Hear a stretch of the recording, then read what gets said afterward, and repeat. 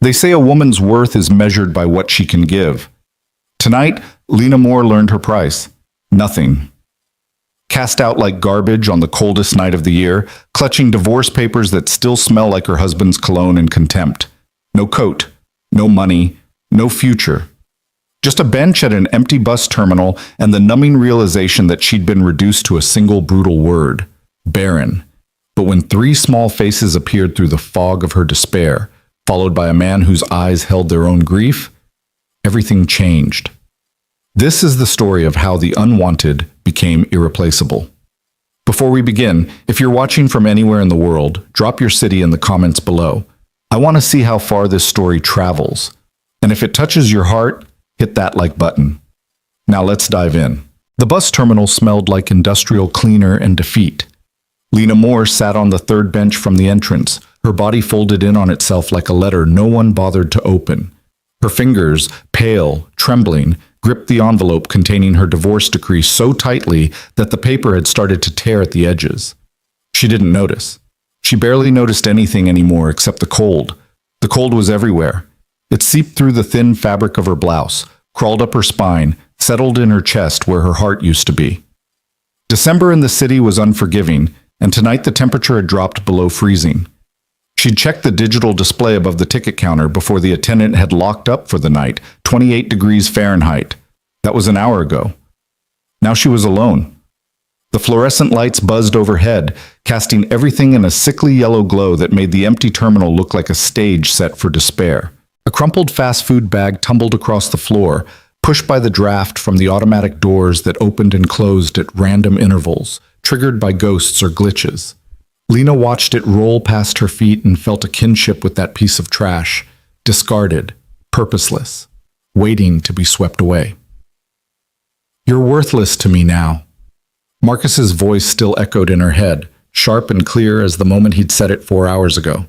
She'd been standing in their kitchen, his kitchen now, she supposed, staring at the granite countertops they'd picked out together 3 years ago when they'd still believed in forever.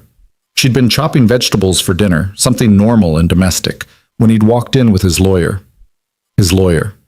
She should have known then, should have seen it coming. But Lena had spent 6 years perfecting the art of not seeing things that would hurt. "The medical reports confirm it," Marcus had continued, his tone clinical, detached, like he was discussing a faulty appliance. "You can't have children. You've known this for 8 months and you kept trying to convince me there was still hope. You wasted my time, Lena. You wasted years of my time." The lawyer, a sharp-faced woman named Patricia something, had slid the papers across the counter, right next to the half-chopped carrots and the knife still in Lena's hand. "Mr. Moore is prepared to offer you a very reasonable settlement," Patricia had said, her voice devoid of sympathy. "Given the circumstances, I'd advise you to sign." The circumstances. As if Lena's body's betrayal was some kind of crime. As if the diagnosis of premature ovarian failure she'd received last March was evidence of fraud. "I want you out tonight," Marcus had added, checking his watch like she was making him late for something important. "I'm having the locks changed in the morning. Sign the papers, pack what you can carry, and go." "Marcus, please!" Lena had started, but he'd cut her off with a look so cold it had stolen the words from her throat. "I'm 34 years old. I want a family, a real family. You can't give me that." He'd paused, and for just a second something had flickered across his face. Regret, maybe, or the ghost of who he used to be. Then it was gone. "I've already moved on, Lena. Jenna's pregnant. 3 months. We're getting married as soon as this is finalized." The knife had clattered from Lena's hand onto the cutting board. Jenna, his assistant. The pretty 26-year-old with the perfect teeth and the way of laughing at all his jokes. The one Lena had defended when her sister had made a passing comment about how close they seemed at the company holiday party. "Don't be ridiculous," Lena had said back then. Marcus would never. Except Marcus would. Marcus did. And apparently, Marcus's affair had been fruitful in every way Lena could never be. She'd signed the papers with shaking hands. What else could she do?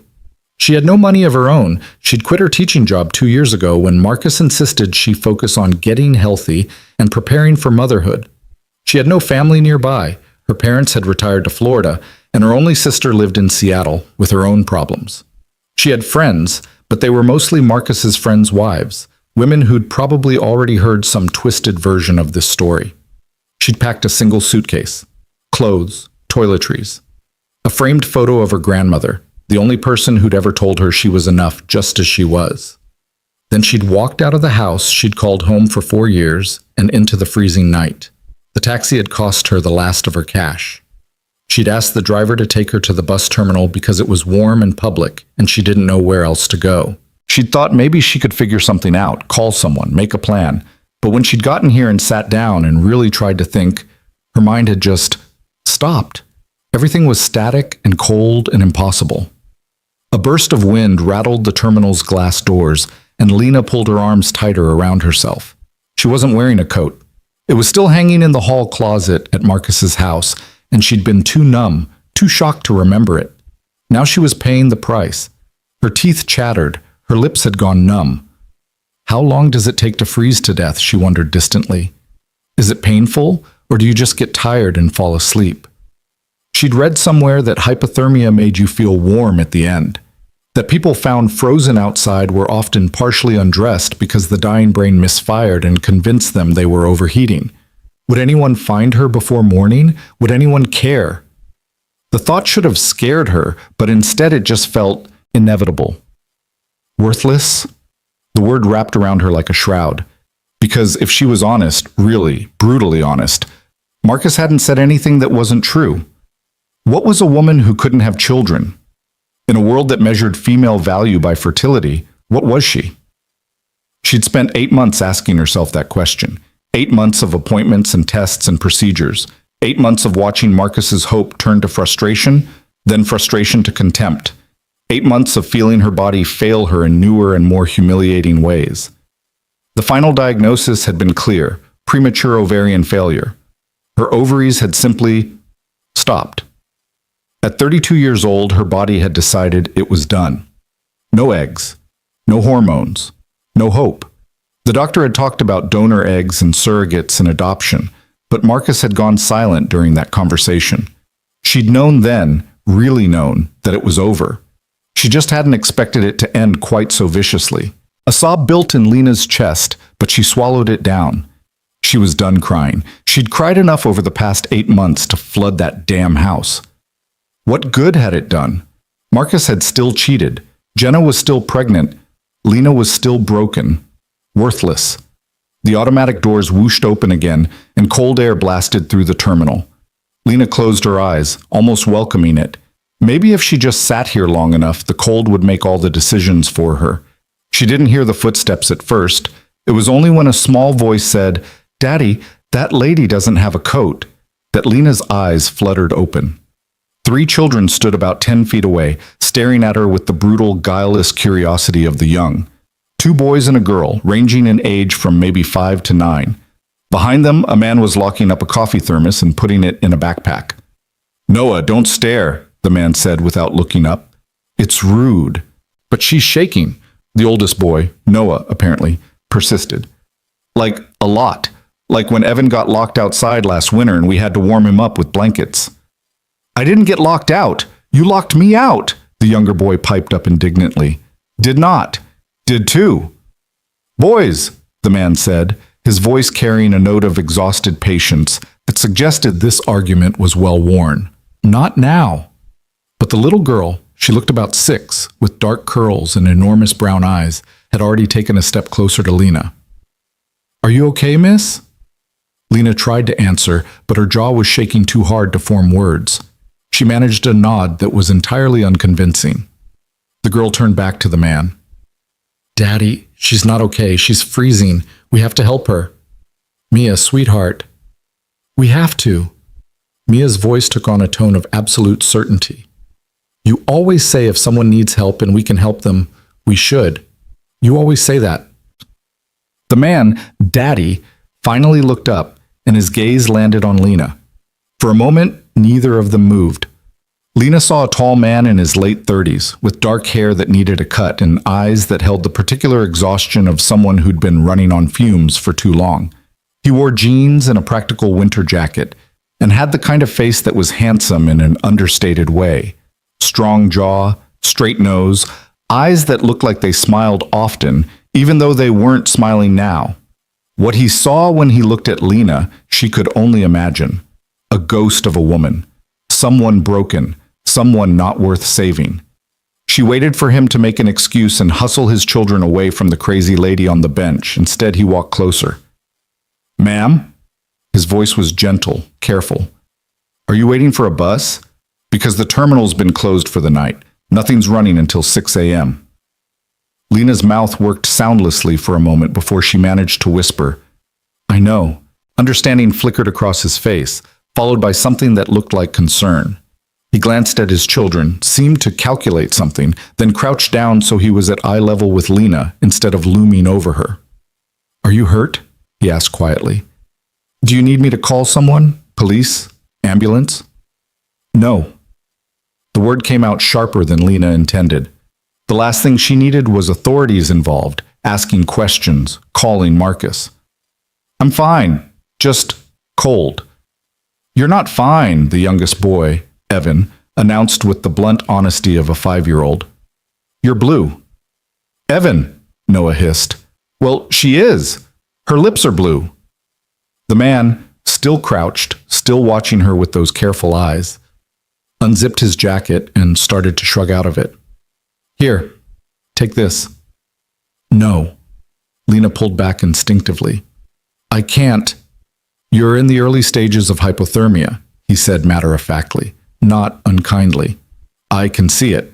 Your extremities are pale, you're shivering violently, and you're having trouble speaking clearly. You need to warm up, now." He held out the jacket. "Please." Something about the please undid her. Or maybe it was the way he said it. Not like he was doing her a favor, but like he genuinely wanted to help, like she was worth helping. With trembling hands, Lena took the jacket and wrapped it around herself.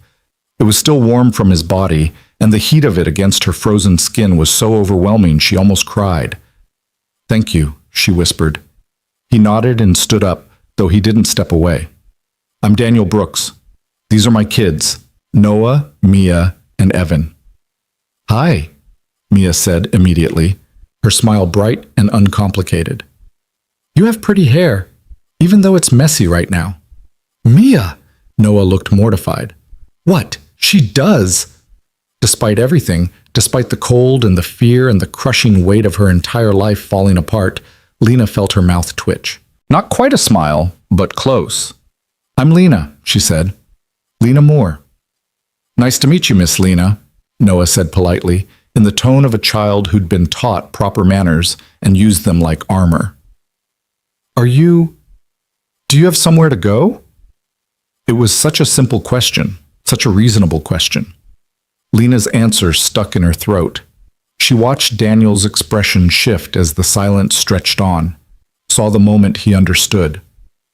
"You don't," he said quietly, not a question. Lena shook her head. "Family? Friends?" Not nearby, not anywhere I can—" She trailed off. How could she explain? How could she tell this stranger that she had nowhere because she'd spent 6 years building a life with a man who discarded her the moment she became inconvenient? That every friend, every connection, every safety net had been tangled up in Marcus's world? Daniel seemed to read between the lines.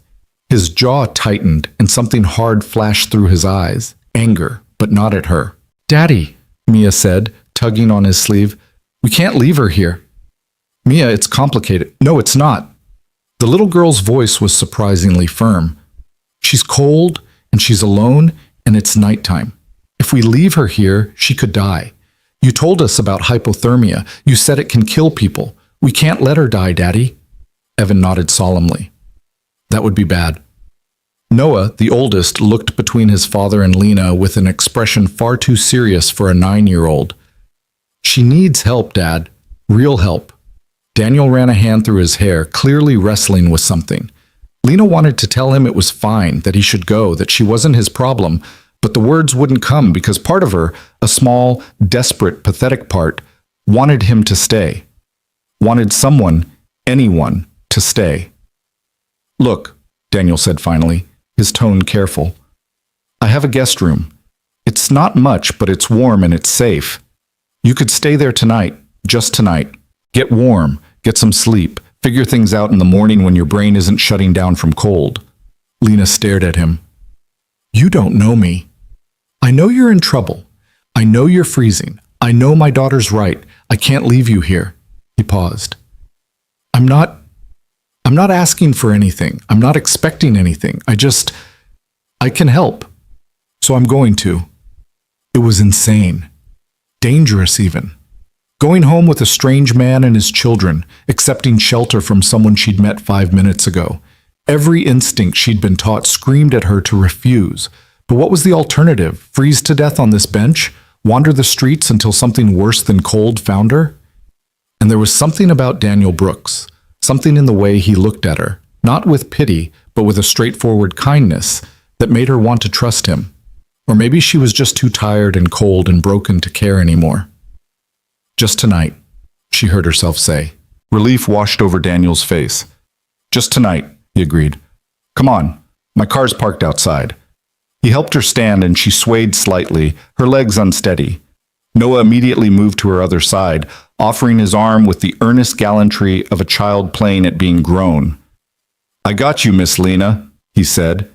She could have cried at that, at the simple, uncomplicated goodness of it. Instead, she let him and his father guide her toward the exit, Mia and Evan trailing behind, already chattering about who got to sit where in the car. The night air hit her like a slap, but Daniel's jacket helped. So did the warmth of his hand on her elbow, steady and sure. His car was a slightly battered SUV that had clearly seen a lot of family use. There were crumbs on the floor, a forgotten toy in the cup holder, a stack of coloring books in the back. It was messy and real, and somehow the most comforting thing Lena had seen in months. Daniel helped her into the passenger seat while the kids piled into the back, already arguing about whose turn it was to pick the music. No music, Daniel said firmly as he slid into the driver's seat. It's late and we all need quiet. Deal? A chorus of disappointed "Okay, Daddy" followed, but the children settled down. As Daniel started the car and pulled out of the parking lot, Lena stared out the window at the terminal disappearing behind them.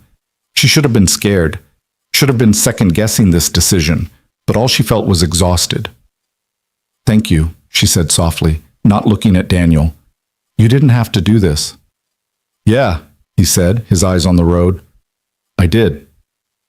They drove in silence for a while, broken only by the occasional whisper from the back seat and the hum of the heater slowly thawing Lena's frozen extremities. She watched the city slide past, familiar streets that suddenly felt foreign, like she was seeing them from someone else's life. Maybe I am, she thought. Maybe the woman I was died back in Marcus's kitchen, and this is someone else, someone who gets in cars with strangers, someone who has nowhere to go but forward. We live about 20 minutes from here, Daniel said eventually, his voice low. Quiet neighborhood. Nothing fancy, but the house is warm and there's food if you're hungry.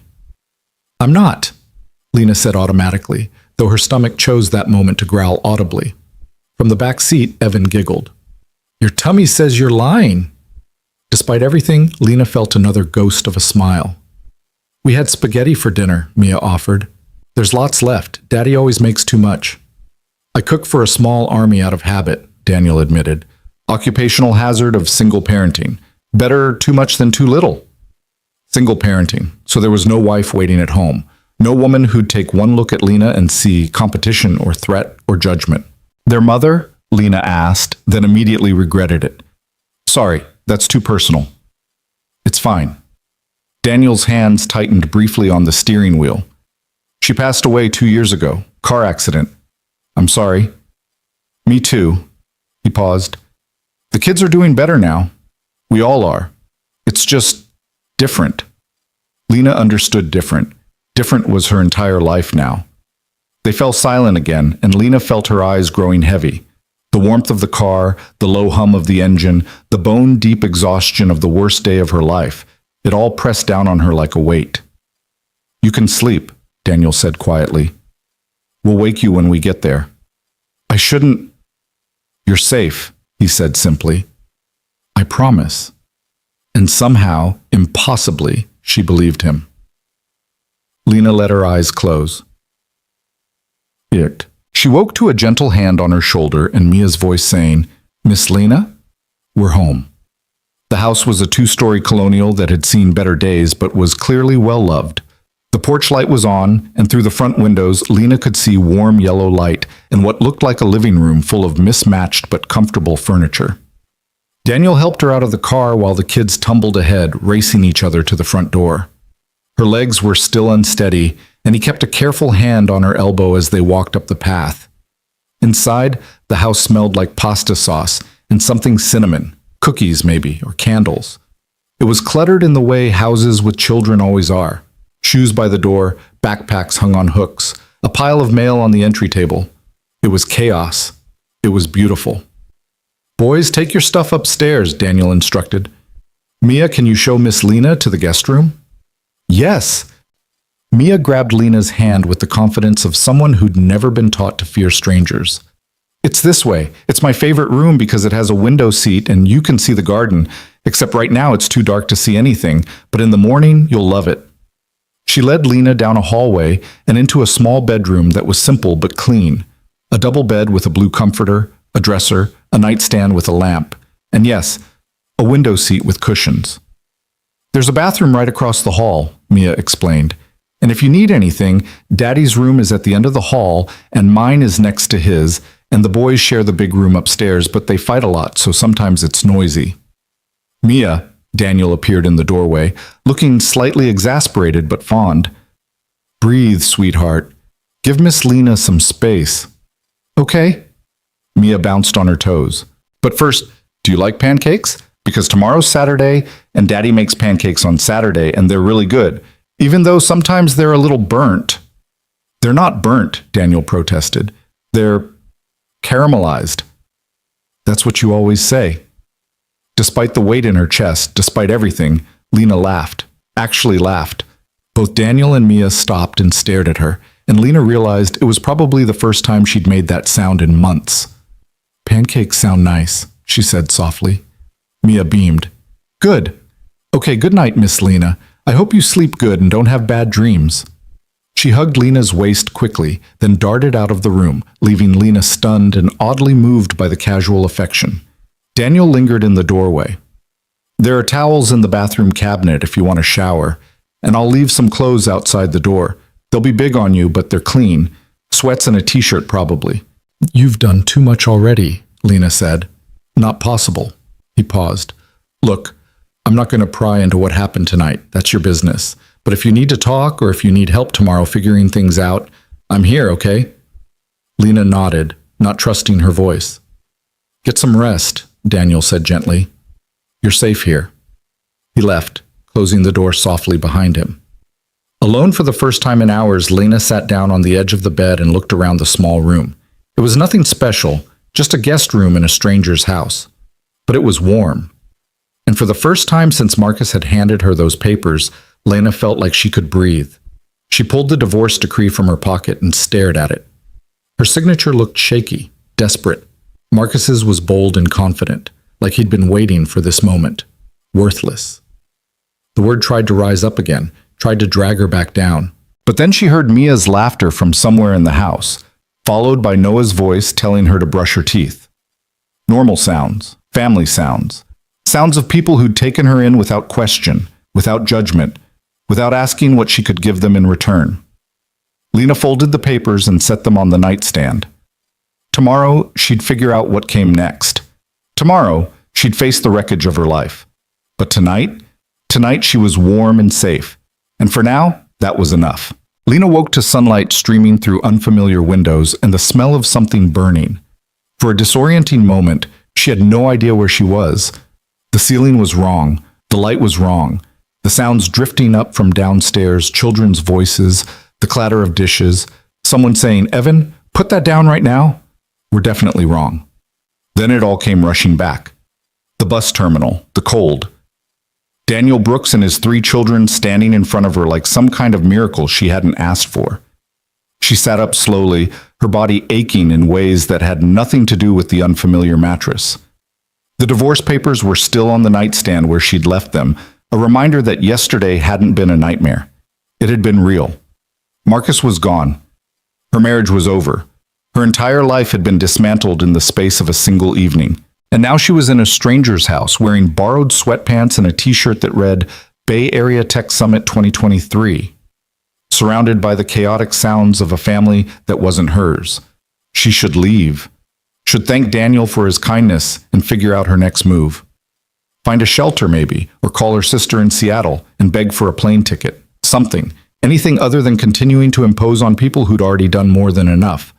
But when she stood and looked out that window seat Mia had mentioned, she saw a garden buried under winter frost, and beyond it, a swing set with 3 swings moving slightly in the morning breeze. It was such a simple scene, so ordinary, and yet it made her throat tight. When was the last time she'd seen a swing set? When was the last time she'd thought about children playing, without that thought immediately turning into a knife of grief over what she couldn't have? A knock on the door startled her. "Miss Lena?" Noah's voice tentative. "Are you awake? Dad says breakfast is almost ready." "Well, he says it's ready, but I think he burned the pancakes again." "I heard that," Daniel called from downstairs. "Well, you did," Noah called back, then lowered his voice conspiratorially. "He totally did." Despite herself, Lena smiled. "I'll be down in a minute." "Okay, the bathroom's across the hall if you need it. There's a new toothbrush in the cabinet. Dad always keeps extras because Evan keeps losing his."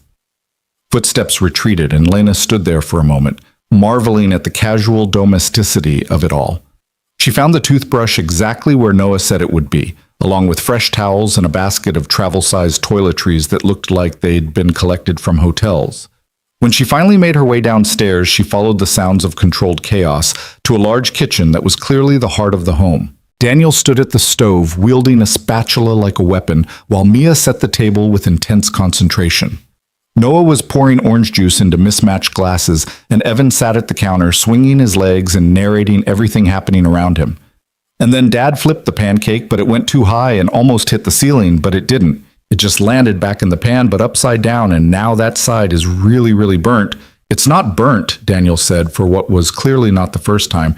"It's caramelized," all 3 children chorused, then dissolved into giggles. Daniel caught sight of Lena in the doorway and smiled, looking slightly sheepish. "Morning, I hope you slept okay." "I did, thank you." It was true.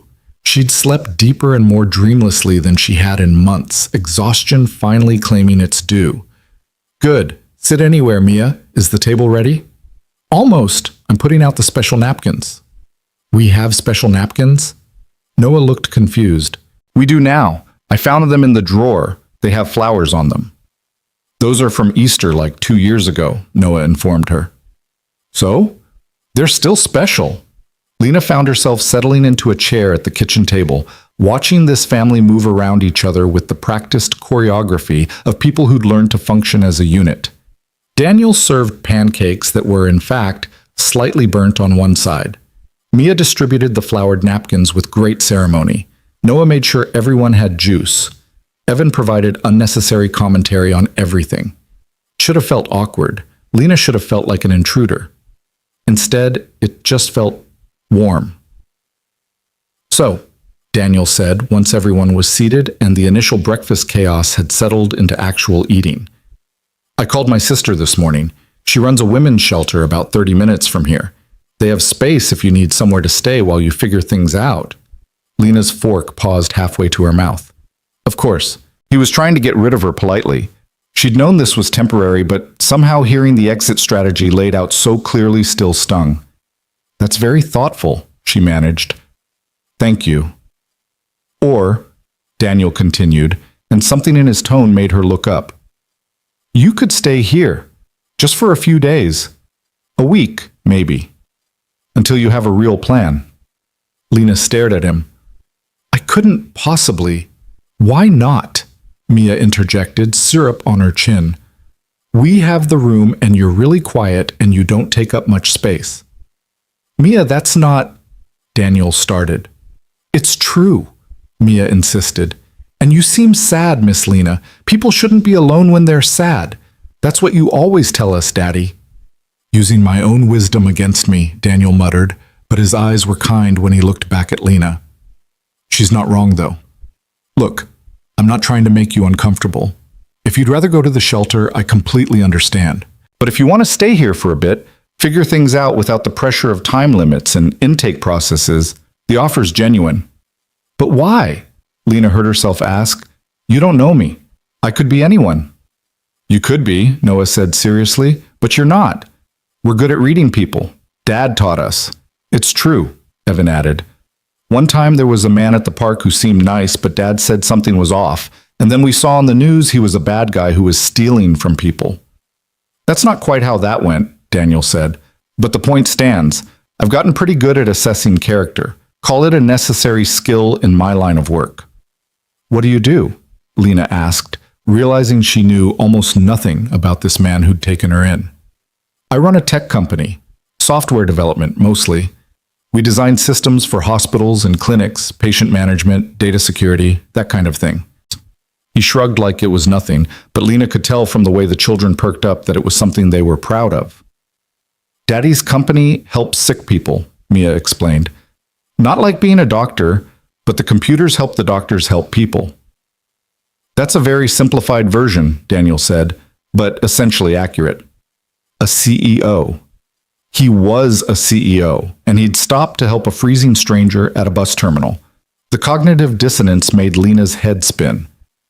I don't understand why you're doing this, she said quietly. Daniel set down his fork and looked at her directly. 2 years ago, my wife died, Sarah. She had the kids with her when it happened. There was an accident on the freeway. A truck lost control. Sarah died on impact. The kids survived without a scratch. The children had gone very quiet, the way children do when adults talk about painful things they're pretending not to hear.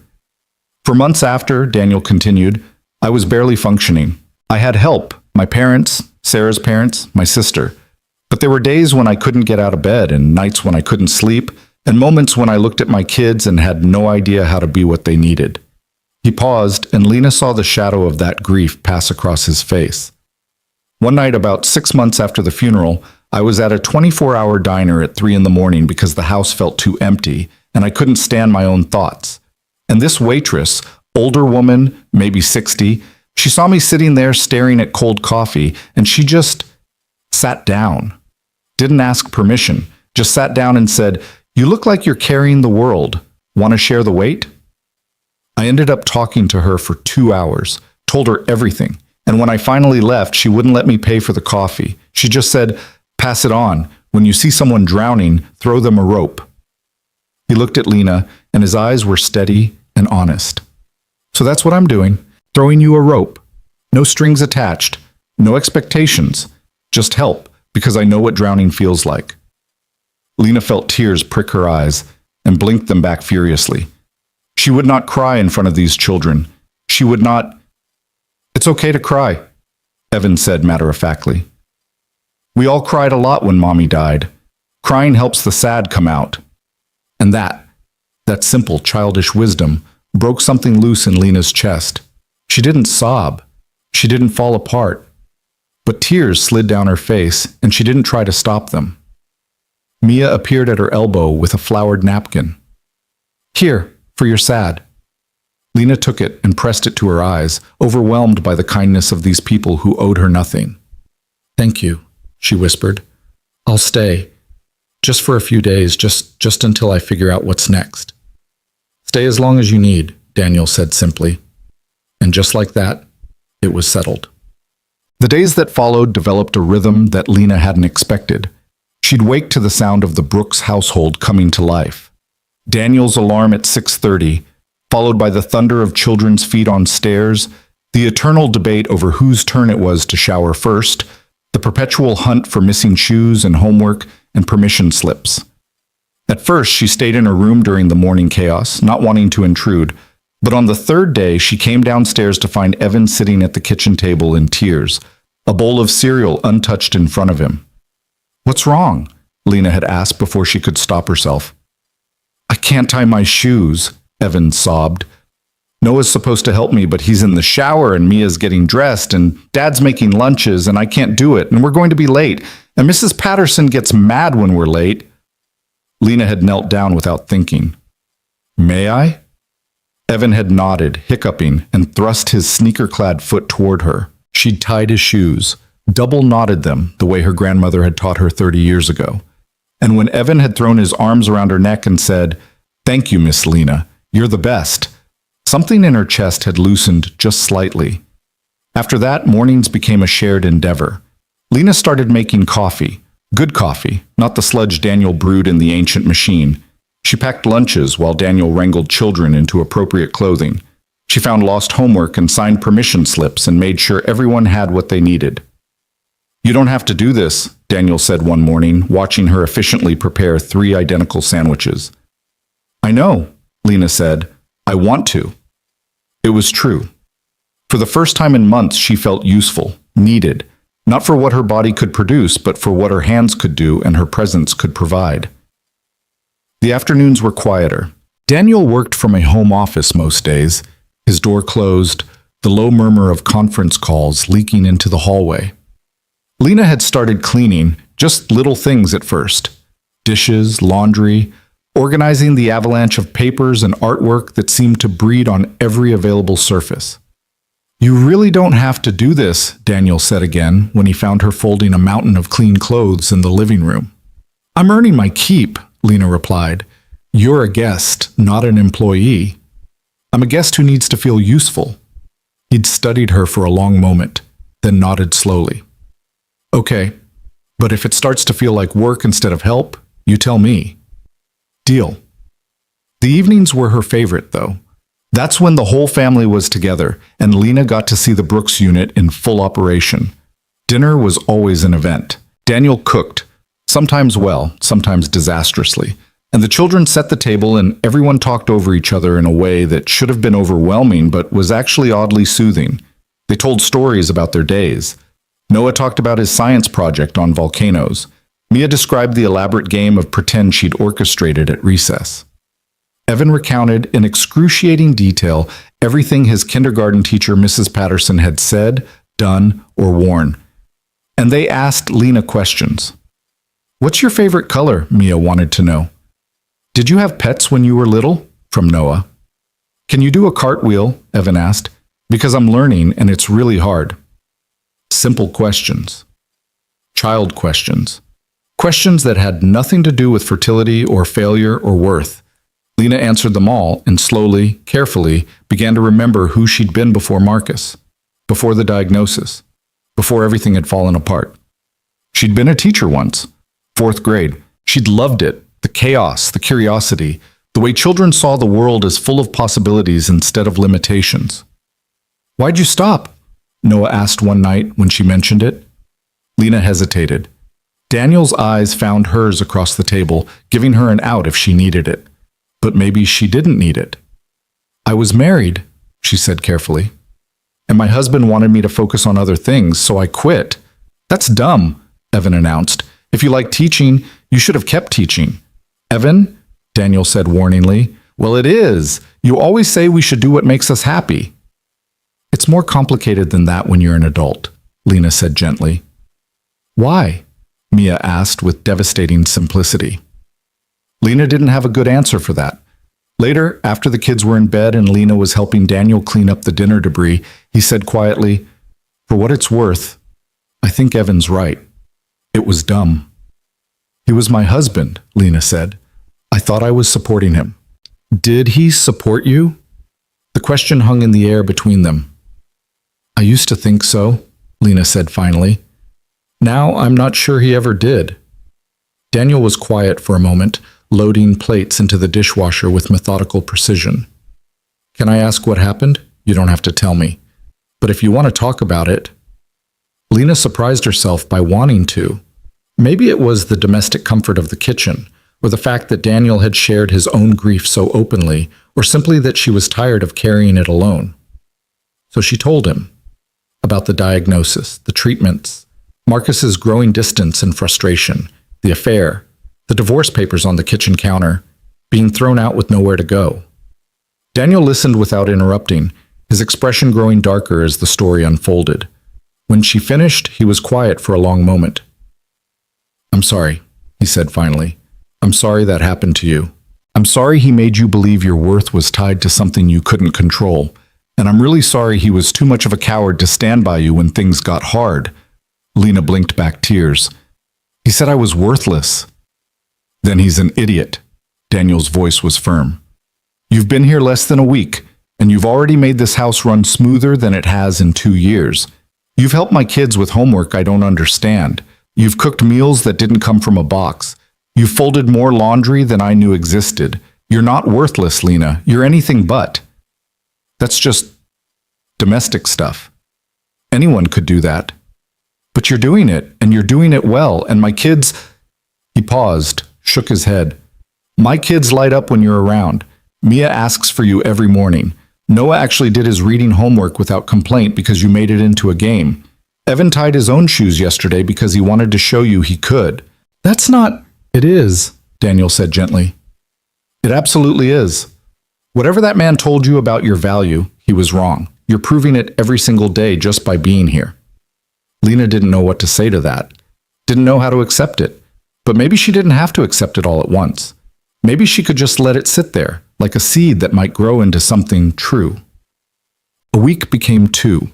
Lena still told herself it was temporary, still looked at apartment listings online and tried to figure out how she could afford first and last month's rent with no job and no savings. Still reminded herself every morning that this wasn't her family, wasn't her home, wasn't her life. But it was getting harder to remember. Harder when Mia crawled into her lap during movie night and fell asleep there, warm and trusting. Harder when Noah asked her to come to his science fair and beamed when she showed up. Harder when Evan started calling her Miss Lena who lives with us, instead of just Miss Lena. Harder when Daniel started looking at her with something that wasn't just kindness. She told herself she was imagining it, that the long looks across the dinner table and the way his hand would brush hers when they did dishes together were accidents, that the conversations that stretched late into the night after the kids were asleep were just friendship.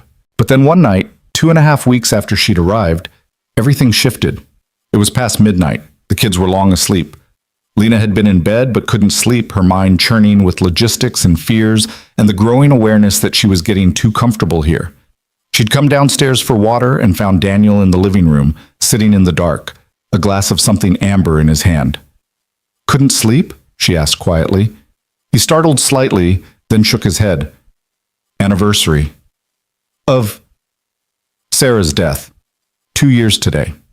He took a sip of his drink. Whiskey, probably. The kids don't remember the date. I never remind them. But I always remember. Lena sat down on the other end of the couch, leaving space between them. Do you want to talk about her? I don't know. He was quiet for a moment. Most people don't ask. They get uncomfortable. I'm not most people. A small smile ghosted across his face. No, you're not. He talked then. About Sarah. How they'd met in college, married young, built a life together. How she'd been funny and fierce and completely devoted to their kids. How the last thing she'd said to him that morning was, "Don't forget to pick up milk." Such an ordinary thing, Daniel said, his voice rough. And I didn't get the milk. I was at work, caught up in some crisis that probably wasn't actually a crisis, and I forgot. And then she was gone, and I never got to tell her I was sorry about the milk. She knew you loved her, Lena said gently.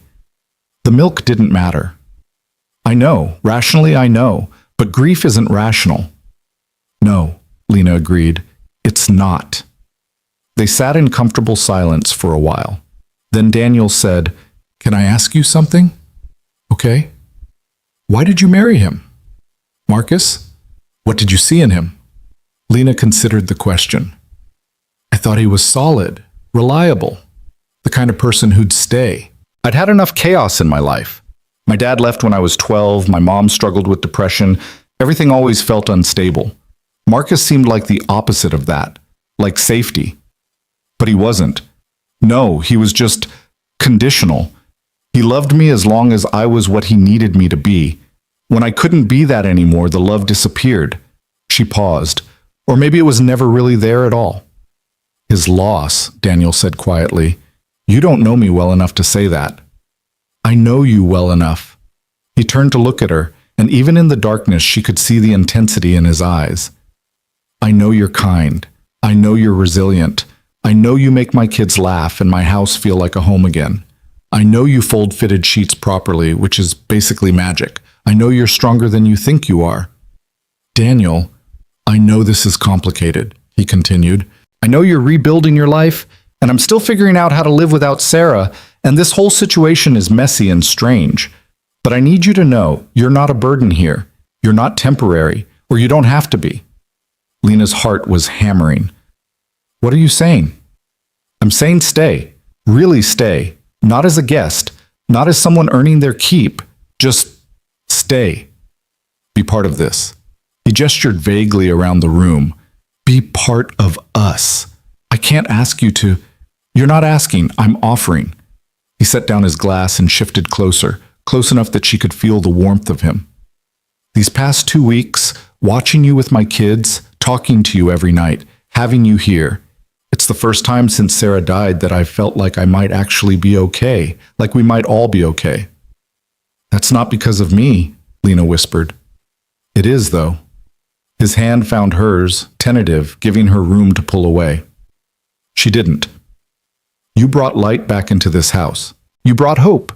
And I know it's too soon, and I know you probably think I'm crazy, but I can't. I don't want to pretend I'm not falling for you. Lena's breath caught. Daniel, if you don't feel the same way, tell me. I'll back off. We'll go back to however you want this to be, but if there's even a chance... She kissed him. She didn't plan it, didn't think it through, just leaned forward and pressed her lips to his, cutting off his words with the answer she couldn't quite speak. For a heartbeat, neither of them moved.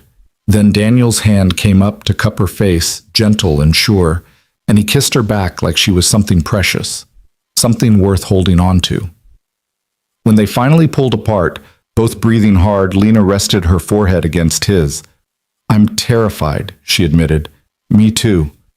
I don't know how to do this, how to trust again, how to believe I'm enough. We'll figure it out, Daniel said.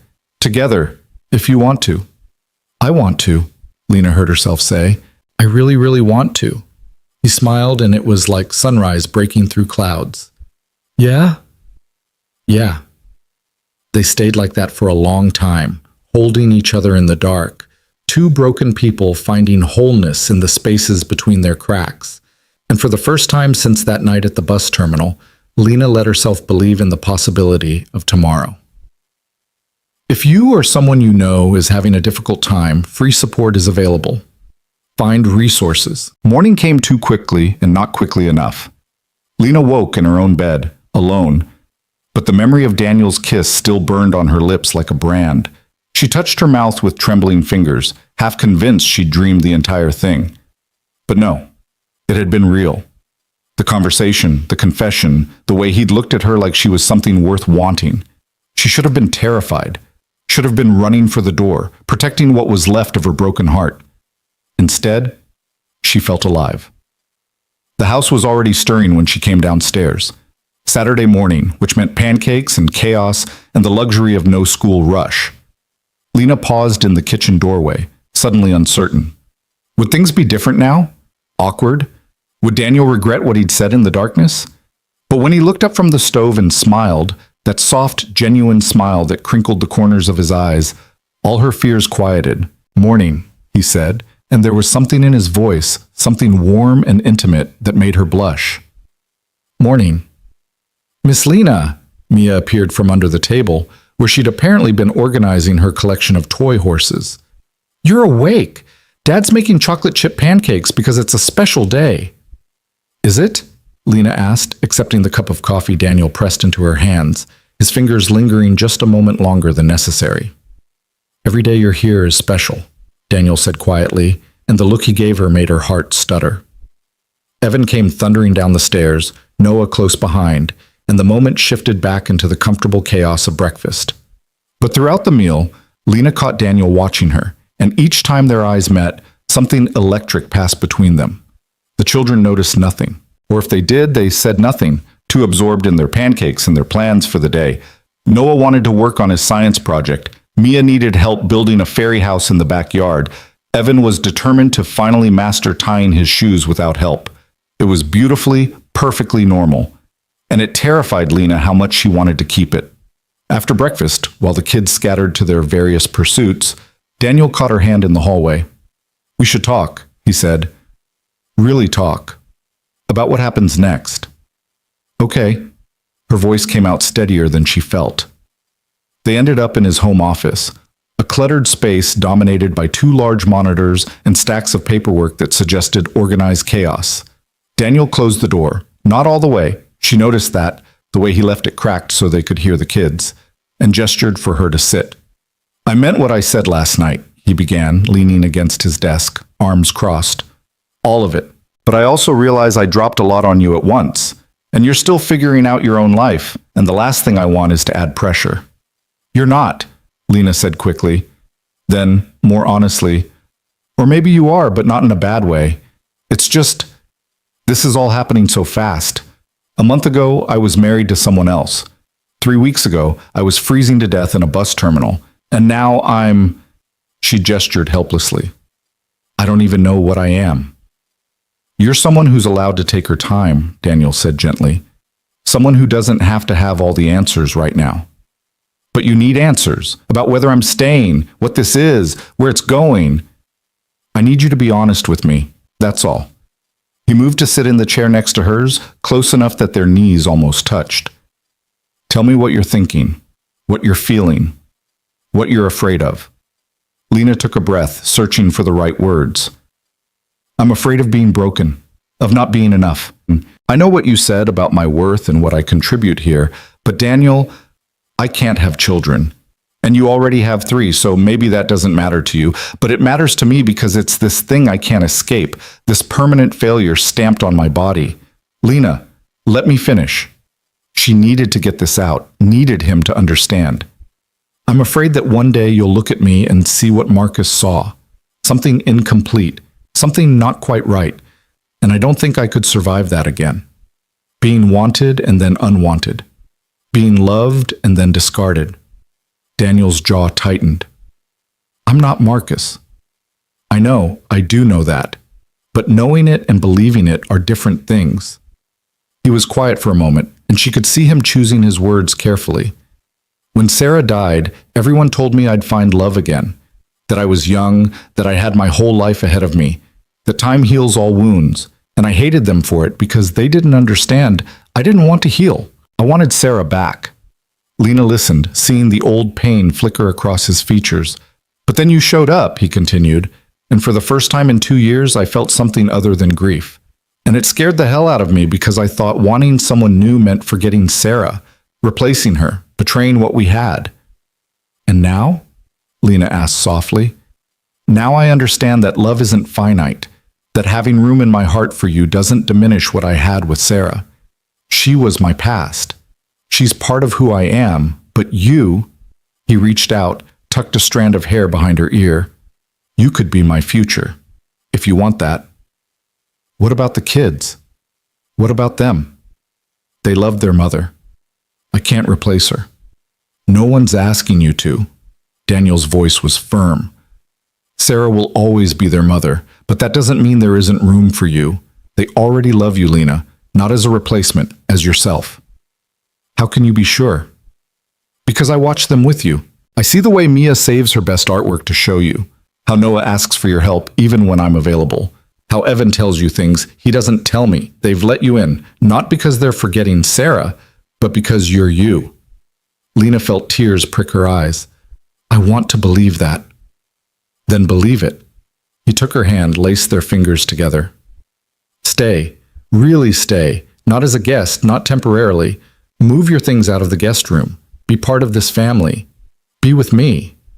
"I don't have any things," Lena said with a watery laugh. "I have a suitcase of clothes and divorce papers and nothing else." "Then we'll get you things. We'll build from here." He squeezed her hand. "Unless you don't want to. If this is too much, too fast, if you need space or time or—" She kissed him again, cutting off his rambling with the same certainty she'd felt last night. When they broke apart, she said, "I want to stay. I'm terrified and I probably need therapy and I have no idea what I'm doing, but I want to stay." The smile that broke across Daniel's face was incandescent. Yeah?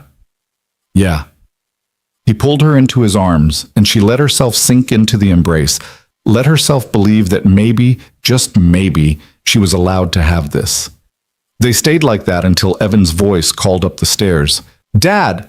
Mia's trying to take all my horses for her fairy house, and she says you said she could, but you didn't, right? Daniel groaned, and reality intrudes. Welcome to parenthood, Lena said, surprising herself with the joke. He looked at her, something soft and wondering in his expression. Welcome to it indeed. The days that followed felt different. Not dramatically. The routine stayed mostly the same.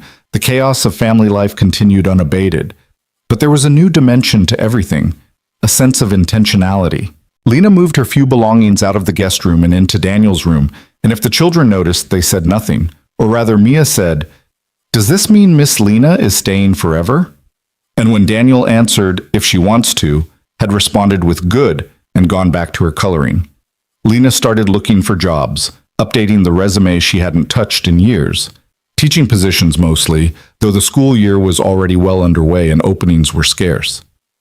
You don't have to rush, Daniel said one evening, watching her scroll through listings with increasing frustration. We're doing fine financially. Take your time finding something you actually want. I need to contribute, Lena insisted. I can't just live here and do nothing. You're doing plenty. You're raising 3 children who aren't even yours. They're not mine, though. That's the point. Daniel set down his laptop and gave her his full attention. Do you want them to be? The question hung between them, enormous and terrifying. I don't know if I'm allowed to want that, Lena admitted. They have a mother. You're the woman who makes them breakfast and helps with homework and kisses scraped knees and reads bedtime stories. You're the woman they ask for when they're scared or sad or excited. What would you call that if not mothering? Babysitting? Lena tried to joke, but her voice cracked. Lena. Daniel moved to sit beside her, taking her hands. You're allowed to be important to them. You're allowed to love them and let them love you. That doesn't diminish Sarah. It just means they're lucky enough to have 2 women in their lives who care about them. One of whom is gone. Yes, but one of whom is here. He squeezed her hands. Be here. Fully. Stop waiting for permission to be part of this family. Before Lena could respond, Noah appeared in the doorway, looking uncharacteristically nervous. Can I ask you something? He said, addressing Lena. Of course. He came further into the room, fidgeting with the hem of his shirt. There's a thing at school, a science fair presentation thing, and we're supposed to invite our parents. He paused, took a breath. Would you come? Both of you? Lena's throat tightened. Noah, I know you're not my mom, Noah said quickly. I know that, but you're important, and I want you there. If you want to come. She looked at this 9-year-old boy who was trying so hard to be brave, to articulate something complicated and real, and felt her heart crack open. I would love to come, she said softly. Relief flooded Noah's face. Really? Really. He smiled, rare and genuine, and then, in a move that surprised all 3 of them, crossed the room and hugged her, quick and fierce, and over almost before it started. Thanks, Lena, he said, and disappeared back upstairs before she could respond. Lena sat frozen, the feeling of his small arms around her ribs still imprinted on her body. That's the first time he's hugged anyone who isn't family since Sarah died, Daniel said quietly. Just so you know. Daniel, your family, he said simply, whether you believe it yet or not.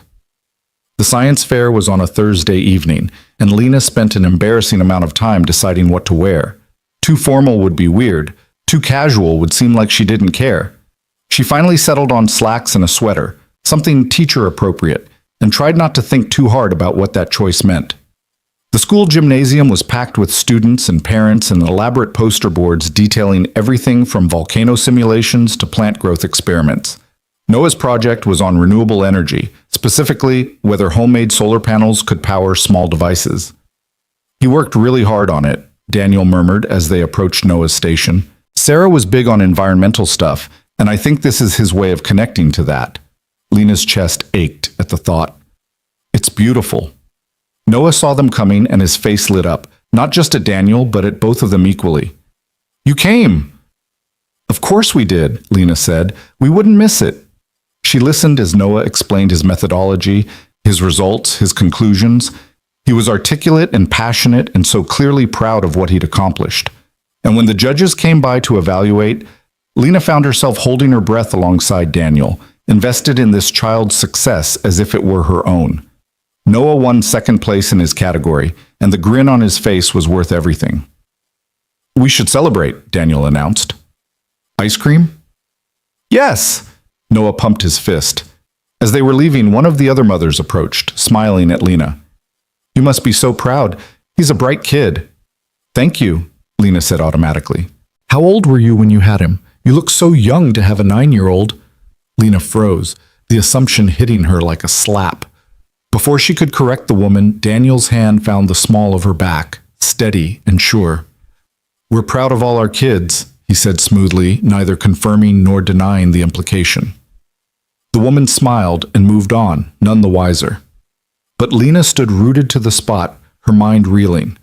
The woman had assumed she was Noah's mother, had looked at the three of them together and seen a family. Hey, Daniel's voice was soft in her ear.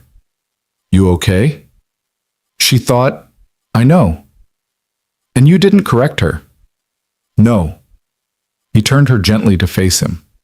Because in every way that matters, she wasn't wrong. You're here. You showed up. You care about him. That's what mothering is, Lena. Not biology. Presence. Noah had gone ahead to find his siblings, leaving Daniel and Lena in a moment of relative privacy in the crowded gymnasium. I can't give you more children, Lena said, the fear finally surfacing. I can't give you a baby of your own, a biological child to carry on your name or whatever it is people want. Enough, Daniel said firmly. You're enough. I have 3 children. I don't need more. What I need is someone who loves them and loves me and wants to build a life together. That's you. That's all I want. What if you change your mind? I won't. But what if... He kissed her, there in the middle of the school gymnasium, in front of parents and teachers and curious students. Kissed her like she was precious, like she was chosen, like she was exactly what he wanted. When he pulled back, his eyes were serious. I'm not Marcus. I won't leave because you can't give me something I don't need. I'm here because of who you are, not what your body can do. Lena wanted to believe him, wanted it with a desperation that scared her. Okay, she whispered. Okay? I'll try. To believe you. To believe I'm enough. He smiled and pressed his forehead to hers. That's all I ask. They collected the children and went for ice cream, and Lena watched Noah's joy and Mia's chocolate-smeared face and Evan's enthusiastic recounting of his own day. She watched Daniel navigate the chaos with practiced ease and infinite patience, and she let herself think, just for a moment, that maybe this could be her life. The call came 2 weeks later, on a Tuesday morning while Lena was folding laundry and Daniel was in a video conference. Miss Moore? The voice was professional, female. This is Patricia Grant. We spoke several weeks ago regarding your divorce proceedings. Lena's blood went cold. Marcus's lawyer. Yes? I'm calling to inform you that Mr. Moore is contesting the settlement. He's requesting that you return several items he believes were removed from the marital home without his permission. I didn't take anything, Lena said, confused. I left with 1 suitcase of clothes. He's claiming otherwise. There's also the matter of the joint bank account. Mr. Moore is alleging that you accessed funds that were... I haven't touched that account since the night he threw me out, Lena interrupted, her voice shaking. I don't even have the card anymore. I left it on the kitchen counter. Nevertheless, there have been withdrawals, and Mr. Moore is suggesting that perhaps you should... This is harassment, Lena said flatly. There's nothing to contest. I signed his papers. I took nothing. I want nothing from him. Be that as it may, he's within his rights to... Lena hung up, her hands trembling so badly she nearly dropped the phone. Daniel appeared in the doorway moments later, his conference clearly abandoned. What's wrong? I heard you on the phone. Marcus. The name tasted like poison. His lawyer called. He's contesting the settlement, claiming I took things from the house, that I accessed bank accounts. None of it's true, but he's... Her voice broke. He won't just let me go. Daniel's expression went thunderous. Can he do this? Legally, I don't know. Probably. He has money and lawyers, and I have nothing. The old fear was rising, the sense of worthlessness, of being ground under someone's heel. Maybe I should just go back, talk to him, figure out what he wants. Absolutely not. Daniel crossed the room and took her shoulders gently but firmly. You're not going back to him. You're not talking to him. And you're definitely not alone in this. Daniel, I can't ask you to. You're not asking. I'm telling you. We're getting you a lawyer, a good one. And we're dealing with this properly through legal channels so that man can never touch you again. I don't have money for a lawyer. I do. When she started to protest, he said, This isn't charity, Lena. This is me protecting someone I love from a man who's trying to hurt her. Let me do this. Someone he loved. The words hung in the air between them, enormous and undeniable. You love me? Lena whispered. Daniel's expression softened. Yeah, I do. I probably have for a while now, but I was trying not to rush you, but yes, I love you, and I'm not going to let Marcus or anyone else make you feel small ever again. Lena's eyes filled with tears. I love you too. I think I have since you gave me your jacket at the bus terminal. I just didn't think I was allowed to feel it. He pulled her into his arms, and she let herself break a little, let the fear and frustration pour out against his chest while he held her steady. We'll handle this, he murmured into her hair. Together. Together, she echoed and tried to believe it.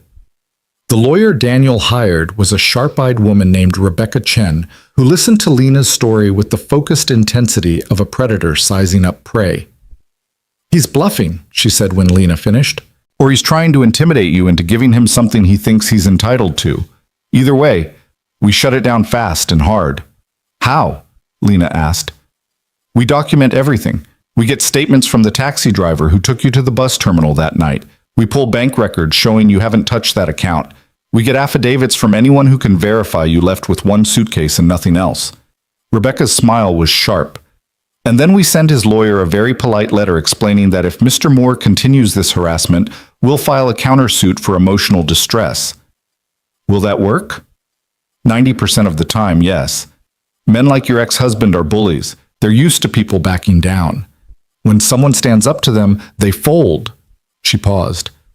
There's always the 10% chance he's actually unhinged and will push forward. But if that happens, we bury him in paperwork until he gives up. Daniel, who'd been sitting quietly beside Lena throughout the consultation, said, Do it, whatever it takes. Rebecca nodded. I'll have the initial response drafted by end of day. In the meantime, Lena, do not answer any calls from Marcus or his lawyer. All communication goes through me now. Leaving the lawyer's office, Lena felt simultaneously lighter and more anxious. What if this backfires? What if he escalates? Then we escalate right back, Daniel said firmly. You're not alone in this anymore. He can't hurt you. That night, after the children were asleep, Lena and Daniel sat in the backyard despite the cold, wrapped in blankets and watching their breath fog in the air. I never asked, Lena said quietly. What you're building at work? Your company. You said there was a big contract. Daniel was silent for a moment. Yeah, there is. Tell me about it. He sighed, a sound heavy with something Lena couldn't quite identify. It's a government contract. Healthcare systems for VA hospitals across 3 states. It's huge. Potentially 5 years of work, enough to triple the size of my company. That's incredible, Lena said. Daniel, it requires relocation, he said quietly. Not permanent, but I'd need to be in DC for at least 4 months, maybe 6. Overseeing implementation, training their teams, working on site. Lena's stomach dropped. When? They want me to start in February, 6 weeks from now. 6 weeks. Barely any time at all. Can you do it remotely? Lena asked, already knowing the answer. Not this part. Later phases maybe, but the initial setup requires physical presence. He turned to look at her. I've been trying to figure out how to tell you, trying to decide if I should take it at all. Of course you should take it. This is your career, your company. It's 4 to 6 months away from my kids, Daniel said. Away from you, right when we're just figuring this out. We'll manage. Will we? His voice was raw. Because I've already lost one person I loved. I'm not eager to lose another. You won't lose me, Lena said. But even as she said it, doubt crept in. Long distance, 4 to 6 months, 3 children who needed stability. How could that possibly work? Come with me, Daniel said suddenly. Lena stared at him. What? Come with me. All of us. The kids can transfer schools for a semester, and you could look for teaching jobs in DC, or take the time to figure out what you want to do. We could rent a place, make it an adventure. Daniel, that's insane. You can't uproot your children's entire lives for a contract. People do it all the time. Not like this. Not so quickly. He was quiet, and Lena could see him struggling with something. What if I don't go? He said finally. What if I turn it down? Then you resent me for holding you back, and we fall apart anyway. Lena shook her head. You have to take this opportunity, Daniel. It's too big not to. But we'll figure it out, she said, with more confidence than she felt. You go. I'll stay here with the kids. We'll video call every day. It's 4 months, maybe 6.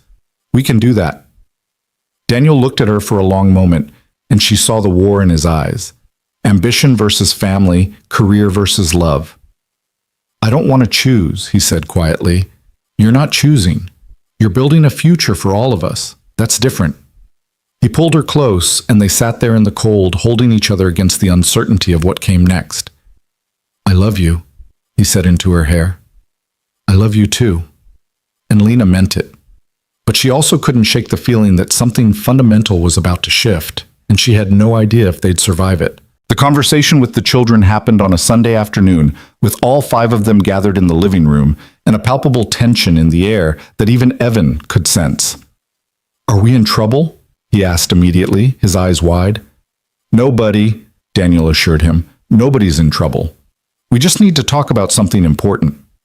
Mia climbed onto the couch next to Lena, pressing against her side with the unconscious trust of a child who'd claimed her person. Noah sat cross-legged on the floor, his expression already guarded in that way he had when he sensed bad news coming. Daniel took a breath. You know how Daddy's company has been working on that big project, the one for the hospitals? The VA thing, Noah said. You've been talking about it for months. Right. Well, they want me to go to Washington, D.C. to help set everything up. It would mean being away for a few months. The silence that followed was deafening. Finally, Mia said in a small voice, How many months? 4, maybe 6. I'd come home for visits when I could, and we'd video call every single day, but I wouldn't be here for dinner or bedtime or... No. Noah's voice was flat, final. You can't go. Noah, you can't leave us. The 9-year-old's face had gone pale. Mom left and she didn't come back. You can't leave too. The words hit like a physical blow. Daniel moved to kneel in front of his son, but Noah jerked away. She didn't choose to leave, Daniel said gently. What happened to Mom was an accident. This is different. This is work, and I'd be coming back, I promise. That's what you said when she went to the store that day, Noah said, and there were tears streaming down his face now. You said she'd be right back, but she wasn't. And if you go, you might not come back either. Lena's heart shattered. She'd known the children had lost their mother, but seeing the depth of that trauma, the way it had embedded itself in Noah's bones, was something else entirely. Mia had started crying too, silently, her small body shaking against Lena's side. Evan looked between his siblings and his father, his bottom lip trembling. What if we all went? Lena heard herself say. Together, as a family. Everyone turned to look at her. We talked about this, Daniel said carefully. You said uprooting the kids wasn't fair. I know what I said, but looking at them now... She glanced at Noah's devastated face, Mia's tears, Evan's confusion. Maybe staying together is more important than staying put. You'd do that? Daniel's voice was rough with emotion. You'd come with us? If it meant keeping this family together? Yes. Lena looked at each of the children in turn. But only if that's what everyone wants. This affects all of us. I want to stay together, Mia said immediately, wiping her eyes. I don't want Daddy to go without us. Me neither, Evan chimed in. All eyes turned to Noah, who was still radiating anger and fear in equal measure. It doesn't matter what I want, he said bitterly. Adults always do what they want anyway. That's not true, Daniel said firmly. What you want matters. What all of you want matters. That's why we're having this conversation. Then I want you to stay, Noah shot back. I want everything to stay the same. I want Mom to not be dead, and for us to be a normal family again. The raw honesty of it left everyone speechless. Lena found her voice first. You're right, she said quietly. That's what you deserve. That's what should have happened. And I'm so sorry it didn't. Noah looked at her, surprise flickering through the anger. But we can't change what happened, Lena continued. We can only decide what happens next. And right now, your dad has an opportunity that could help a lot of people and make sure you guys have everything you need. But he won't take it if it means hurting you. None of us will. So what do we do? Noah asked, and he sounded so young, so lost. We decide together, Daniel said. Real family meeting. Everyone gets a vote, everyone's voice counts. And whatever we choose as a team. They talked for over an hour about what moving would mean, new schools, new friends, new routines, about what staying would mean. Daniel gone for months, the family fractured by distance, about fears and hopes and what-ifs. Slowly, Noah's walls began to crack. If we went, he said cautiously, would Lena come too? If you wanted me to, Lena said, if you think that would help. Would you be in charge while Dad's working? Lena glanced at Daniel, who nodded almost imperceptibly. I would take care of you, she said carefully. Make sure you got to school, help with homework, make dinner, all of that. But I'm not trying to replace your mom, Noah. I could never do that. I know, Noah said, and his voice was small. But Mom's not here, and you are. The simple statement held so much weight, so much acceptance, that Lena felt tears prick her eyes. So we're voting? Mia asked, ever practical, on whether we go to Washington? We're voting, Daniel confirmed. One by one, they raised their hands, Mia and Evan with enthusiasm, Noah with reluctant acceptance, Daniel and Lena with the understanding that they were committing to something enormous and terrifying and necessary. It was unanimous. They were going to Washington, D.C. The next 6 weeks were a blur of logistics and change. Daniel accepted the contract and immediately dove into pre-departure planning. Lena enrolled the children in schools near where they'd be living, a temporary rental in Arlington that Daniel's company was helping to arrange. She requested transcripts, medical records, everything 3 children needed to transfer their lives across the country. She also finally told her sister what had happened. The phone call with Amy was long overdue and went about as well as expected. Let me get this straight, Amy said, her voice crackling over the line from Seattle. You got divorced, moved in with a stranger and his 3 kids, and now you're moving to D.C. with them? Lena, what the hell? It's not as crazy as it sounds, Lena said, though even to her own ears, it absolutely was. It sounds insane. You can't just replace your entire life in 6 weeks. I'm not replacing it. I'm building a new one. With a man you barely know. I know him, Lena said quietly. I know he's kind and patient, and he loves his kids more than anything. I know he sees me as more than just a functioning uterus. I know he makes me feel like maybe I'm not broken after all. Amy was silent for a long moment. Marcus really did a number on you, didn't he? Yeah, he did. And this Daniel guy, he's different? Completely. Another pause, then softer. Are you happy? Lena considered the question. Was she happy? She was terrified and overwhelmed and still dealing with the legal aftermath of her divorce.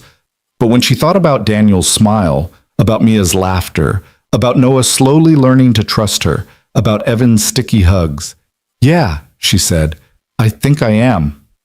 Then I'm happy for you, Amy said, terrified but happy. Just promise me you'll be careful, and if anything feels wrong, if he turns out to be another Marcus, he won't. But if he does, you call me, immediately. I will fly out and drag you back myself if I have to. Despite everything, Lena smiled. Deal. Marcus's harassment continued sporadically. His lawyer would call Rebecca Chen with new allegations that Lena had kept jewelry, that she'd damaged property, that she'd violated some clause of the settlement. Each time, Rebecca would calmly dismantle the claims with documentation and facts. And each time, Marcus would back down. He's trying to maintain control, Rebecca explained during one of their check-ins. He can't accept that you've moved on, so he keeps pulling you back into his orbit through legal channels. How do we make him stop? Lena asked. We're filing for a restraining order. Not a physical one, since he hasn't made threats, but a legal one preventing further harassment through his attorney. If he violates it, there are consequences. Will it work? Eventually. Men like him need to feel like they've won something. Once he realizes he's not getting anything from you, not fear, not compliance, not even attention, he'll move on. Lena wanted to believe that, but part of her would always be waiting for Marcus's next move, the next way he'd try to prove she was worthless. 2 weeks before the move to D.C., Lena was helping Mia pack her room when the little girl asked, "Are you going to marry my daddy?" Lena's hand stilled on the box of stuffed animals she'd been filling. "What makes you ask that?" "Because you love him, and he loves you, and that's what people do when they love each other. They get married." "Sometimes," Lena said carefully, "but not always right away. Sometimes people need time to be sure." "Are you sure?" Such a simple question from a 6-year-old. Such an impossible answer. "I'm sure I love him," Lena said, "and I'm sure I love you and your brothers. But marriage is a big step, and I've already made that mistake once. I want to be really, really careful before I do it again." Mia considered this with the gravity of someone much older. "Because your first husband was mean to you." It wasn't a question, but Lena answered anyway. "Yes, he was. Daddy would never be mean to you. He's not mean to anybody. Even when Noah breaks stuff or Evan makes messes, Daddy just takes deep breaths and uses his calm voice." Despite the heavy subject matter, Lena smiled. "You're right. Your dad is very patient. So you should marry him," Mia concluded with 6-year-old logic. "Because then you'd be my mom for real." Lena's breath caught. "Mia, I know you're not my real mom," Mia said quickly. "I know my real mom died and she's not coming back. But you're here, and you braid my hair and help me with reading, and you always remember that I don't like tomatoes. That's mom stuff." "It is," Lena agreed, her voice thick. "So even if you don't marry Daddy, could you still be my mom anyway? Just the regular kind, not the married kind?" Lena pulled Mia into her lap, this sweet, brave little girl who'd lost so much and was still willing to open her heart. "I would be honored," she whispered, "to be any kind of mom you want me to be." Mia hugged her tight, and Lena closed her eyes against the tears, overwhelmed by the trust being placed in her hands. That night, she told Daniel about the conversation. They were in bed, the house finally quiet after hours of packing chaos, and Lena had been turning the moment over and over in her mind. "Mia asked if I was going to marry you," she said into the darkness. Daniel went very still beside her. "What did you tell her?" "That I needed to be sure, that I'd made mistakes before and wanted to be careful." "And are you?" "Sure." Lena rolled to face him, trying to read his expression in the dim light from the hallway. "Are you asking me to marry you?" "Not yet," Daniel said carefully. "But eventually, yes, when the time is right, when you're ready, when you believe that what we have is real and lasting and not going to disappear the moment things get hard." "I want to believe that." "But you don't. Not completely." She couldn't lie to him. "There's still a part of me waiting for you to realize I'm not enough, that I'm broken in ways that matter." Daniel sat up and turned on the bedside lamp, flooding the room with soft light. "Look at me," he said gently. Lena sat up too, pulling the blanket around herself. "You are not broken," Daniel said, each word deliberate. "You have a medical condition that affects your fertility. That's it. That's all it is. It doesn't make you less of a woman, less of a partner, less of a mother to my children. It's just a thing your body can't do, like how I can't carry a tune or how Noah can't eat shellfish. It's a fact, not a failure." Marcus made it feel like a failure. Marcus was wrong and cruel and so wrapped up in his own ego that he couldn't see what he had. Daniel took her hands. I see you, Lena. Not your diagnosis, not your fertility. You. The woman who makes terrible coffee and folds fitted sheets like a magician. The woman who stayed up all night helping Noah with his science project and who learned to braid hair from YouTube videos because Mia asked. The woman who's braver than she thinks she is. I'm not brave, Lena whispered. I'm terrified all the time. Being brave doesn't mean not being scared. It means being scared and doing it anyway. He cupped her face gently. You left an abusive situation. You accepted help from strangers. You let yourself care about 3 traumatized kids and their mess of a father. You're packing up your entire life to move across the country for a family that isn't even legally yours. That's brave, Lena. That's so damn brave. She wanted to believe him, wanted to internalize these words and let them replace Marcus's poison. What if I can't be what they need? She asked.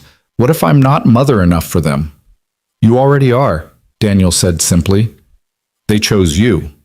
Noah chose you when he asked you to his science fair. Mia chose you when she asked if you'd be her mom. Evan chooses you every time he runs to you with a scraped knee or a bad dream. You don't need to be Sarah. You just need to be you. And that's enough? More than enough. He pressed his forehead to hers. I love you. Not in spite of your infertility, not with reservations or conditions. I love you because you're you, because you make my life better, because my kids are happier with you in their world, because I wake up every morning grateful that you're here. Lena's eyes filled with tears. I love you too, so much it scares me. Good scared or bad scared? I don't know yet. He smiled softly. That's honest. I'll take it. They held each other in the lamplight, 2 broken people who'd somehow found wholeness in each other's cracks. The week before they left, Marcus made one final play. He showed up at the house.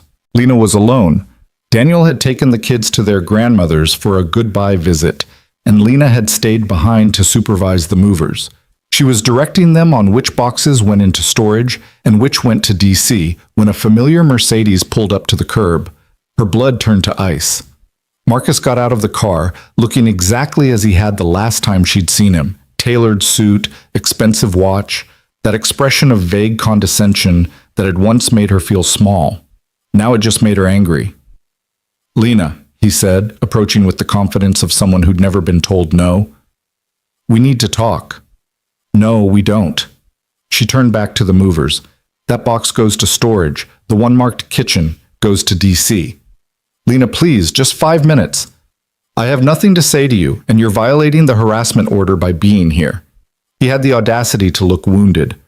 Harassment order? Lena, I'm your husband. Ex-husband, she corrected coldly, as of 6 weeks ago. You made that very clear. I made a mistake, Marcus said, and there was something in his voice, desperation maybe, or the realization that his actions had consequences. Jenna and I, it's not working out. The baby's been complicated. She's not who I thought she was, and I've been thinking about us. There is no us, Lena said, turning to face him fully. There hasn't been an us for a long time. Maybe there never was. Don't say that. We had 6 good years. We had 6 years where I tried to be what you wanted, and you tolerated me until I couldn't give you the one thing you decided mattered most. Her voice was steady, factual. You threw me out, Marcus. In the middle of the night, in winter, with nowhere to go. You called me worthless. I was angry. I didn't mean... You meant every word. Lena crossed her arms. And you know what? You were right about one thing. I was worthless. To you. Because you measured my value by my uterus. But I'm worth everything to people who actually love me. Marcus's expression hardened. This is about him, isn't it? The man you've been living with. You've known him, what, 2 months? And you're already playing house with his kids? I'm not playing anything. I'm building a life with people who want me in it. You think he's going to stay when you can't give him more children? When the novelty wears off and he realizes what you are? The old fear tried to rise up, tried to take hold. But Lena had spent 6 weeks learning a different truth, and she wouldn't let Marcus poison it. He already knows what I am, she said quietly. He knows I'm infertile.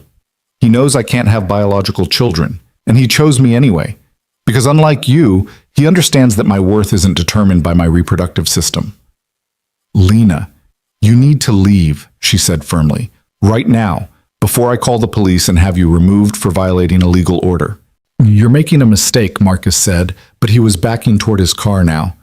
This rebound thing with him won't last. And when it falls apart, don't come crying to me. I won't, Lena said, because even if it did fall apart, which it won't, I would still rather be alone than ever be with you again. She watched him drive away, waited until his Mercedes disappeared around the corner, and then her legs gave out. She sat down hard on the front steps, shaking, adrenaline flooding her system. She'd done it. She'd faced him. She'd stood her ground. And she'd meant every word. When Daniel came home an hour later, kids in tow and carrying takeout for dinner, he found Lena exactly where she'd been, sitting on the steps, staring at nothing. What happened? He asked immediately, his voice sharp with concern. The kids tumbled past her into the house, oblivious, but Daniel crouched in front of her, searching her face. Marcus came, Lena said. He wanted to talk, to tell me he'd made a mistake, that things with Jenna weren't working out. Daniel's expression went thunderous. He what? I told him to leave. I told him I'd rather be alone than ever be with him again. She looked up at Daniel. And I meant it. Some of the fury drained from his face, replaced by pride. You did? I did. Lena took a shaky breath. He tried to make me doubt this. Doubt us. Said you'd leave when you realized what I am. And for a second the old fear came back. But then I remembered what you said about my worth not being tied to my body. And I believed it more than I believed him. Daniel pulled her up and into his arms, holding her so tight she could barely breathe. I'm so proud of you, he murmured into her hair. So damn proud. I'm proud of me too, Lena said, and realized with some surprise that it was true. She'd stood up to the man who'd broken her. She'd chosen herself, chosen this family, chosen to believe in her own worth. It felt like victory. That night, after dinner and baths and bedtime stories, after the house had finally settled into sleep, Daniel found Lena in what would soon be their old bedroom, looking at the bare walls where pictures used to hang. Penny for your thoughts? He asked. Just thinking about endings and beginnings, Lena said. How this house was supposed to be temporary and now we're leaving it. How everything's changing so fast. Having second thoughts? No. She turned to face him. Actually, I'm having first thoughts, real thoughts, about what I want and who I want to be. And who's that? Someone who stops waiting for permission to be happy. She crossed to him, took his hands. Someone who chooses love even when it's scary. Someone who's a mother to 3 amazing kids and a partner to an incredible man. Someone who believes she's enough. You are, Daniel said. You always have been. I'm starting to believe that. Lena smiled, and it felt real, felt true. Ask me again? Ask you what? What Mia asked. If I'm going to marry you. Daniel's eyes widened. Lena, I'm not saying yes, not yet. But I'm saying I want to, someday. When we get to DC, when we've proven to ourselves that this works even when it's hard, when I can look at a future with you and not feel terrified, I'm saying I want that. I want forever with you. The smile that broke across Daniel's face was incandescent. Yeah? Yeah. He kissed her then, deep and sure, and Lena let herself fall into it, into him, into the promise of everything they were building together. When they finally broke apart, both breathless, Daniel said, For the record, I'm going to hold you to that. The someday yes. I'm counting on it, Lena said. And for the first time since Marcus had handed her those divorce papers, she looked at her future and saw not emptiness, but possibility. Not endings, but beginnings. Not worthlessness, but worth. The flight to DC was chaos incarnate. Evan had never been on a plane before and spent the entire boarding process asking increasingly elaborate questions about how wings worked and what happened if they fell off. Mia insisted on bringing her entire collection of toy horses despite the weight limit, and only agreed to leave half behind after Lena promised they'd be waiting when they got back. Noah sat with his headphones on, withdrawn and anxious, though he'd reached for Lena's hand during takeoff and hadn't quite let go. Daniel was buried in work emails, already mentally in contract mode, and Lena found herself managing the chaos alone for the first time. Not helping Daniel manage it, not assisting, just doing it. Being the person these three children looked to when they needed something. Being their mother. The word still felt too big in her mouth, too presumptuous. But when Evan threw up 30 minutes into the flight and immediately started crying for her, not Daniel, not a flight attendant, but her, Lena stopped questioning it and just acted. She cleaned him up, got him settled with ginger ale and crackers, and sat with him until he fell asleep against her shoulder. Across the aisle, Daniel caught her eye and mouthed, "Thank you." She mouthed back, "Family," and watched his expression soften into something that looked like love and gratitude and wonder all at once. The apartment in Arlington was smaller than the house they'd left behind, but serviceable. 2 bedrooms, one for Daniel and Lena, one for the kids to share temporarily until they figured out something better. The building was generic and corporate, the kind of place designed for short-term relocations, but Lena immediately started making it feel like home. She hung artwork the kids had made. She arranged their favorite books on the shelf. She made sure everyone's stuffed animals and comfort items were easily accessible. By the time they went to bed that first night in a strange city, the apartment felt less like a hotel and more like theirs. "You're a miracle worker," Daniel said, watching her tuck Mia in for the 3rd time, because Mia kept remembering one more thing she needed to tell Lena about her day. "I'm a former teacher," Lena corrected. "We're trained in controlled chaos." Still miraculous. The first week was brutal. The kids started at their new schools and came home overwhelmed and exhausted. Noah got in a fight with a boy who made fun of his accent. "We don't have accents," Noah insisted tearfully. "They do," and had to be picked up by Lena while Daniel was in meetings. Mia cried every morning before school, clinging to Lena and begging not to go. Evan, ever adaptable, seemed fine until bedtime, when he'd wake up screaming from nightmares about being lost. Daniel worked 18-hour days, leaving before the kids woke up and coming home after they were asleep. Lena knew this was temporary, knew it was necessary, but the weight of solo parenting 3 traumatized children in an unfamiliar city was crushing. She started looking for teaching positions, more out of desperation for adult conversation than immediate financial need. The interviews went well. Her credentials were solid, her experience relevant, but every job would start mid-year, dropping her into someone else's classroom, someone else's curriculum, someone else's mess. "Take the one at the elementary school in Fairfax," Daniel suggested one night during the rare dinner they managed to share. "It's closest to here, and the principal seemed to really like you." "It's a special education position," Lena said. "I don't have that certification." "But you'd be good at it, and they're willing to train you." "Daniel, I can't add training requirements on top of everything else right now. The kids need stability. They need someone who's present." "They have me." Lena gave him a look that said exactly how present he'd been lately. He had the grace to wince. "It's just this phase. Once the initial setup is done—" "I know, you've said that 3 times this week." She softened her tone, seeing the exhaustion in his face. "I'm not blaming you. This is your job. But I need you to understand that I'm drowning here, and taking on a full-time teaching position right now would pull me under completely." "So what do you want to do?" Lena stared at her cold dinner, at the dishes piled in the sink, at the homework scattered across the counter. "I want to be what they need. Right now, that's a full-time parent. The job can wait." "You're sure?" "No, but I'm doing it anyway." Daniel reached across the table and took her hand. "I don't deserve you." "Probably not," Lena said, but she was smiling. The turning point came in week 3, during a parent-teacher conference for Noah.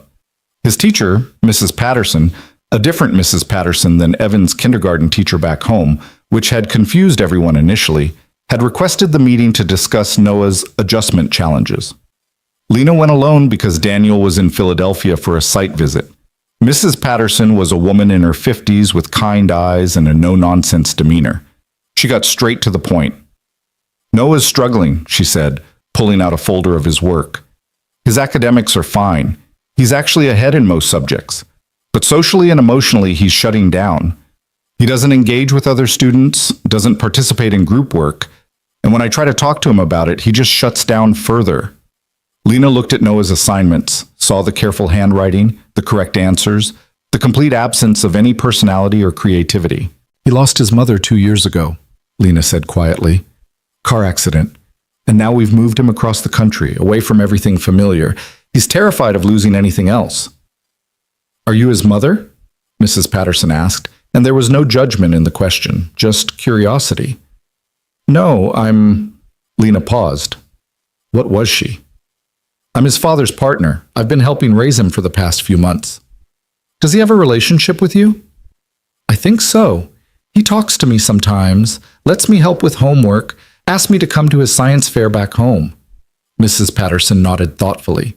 He mentioned you in his About Me essay, said you make good pancakes and you're teaching him to play chess. Lena's throat tightened. I didn't know he was paying attention to the chess. Children always pay more attention than we think. Mrs. Patterson leaned forward. Here's what I'm seeing. Noah's a child who's experienced profound loss and is now in an environment where he has no control. He can't control where he lives, where he goes to school, who his friends are. So he's controlling the one thing he can, his emotions. He's locked them down tight because letting them out feels dangerous. How do I help him? Lena asked. Give him safe spaces to feel. Let him know it's okay to be angry about the move, sad about his mom, scared about the future. And most importantly, be consistent. Show up every day, exactly as you are. Children who've lost someone need to know that the people who remain aren't going anywhere. Lena left that meeting with a new understanding of what Noah needed. Not perfect parenting, not the right words, just presence. Consistency.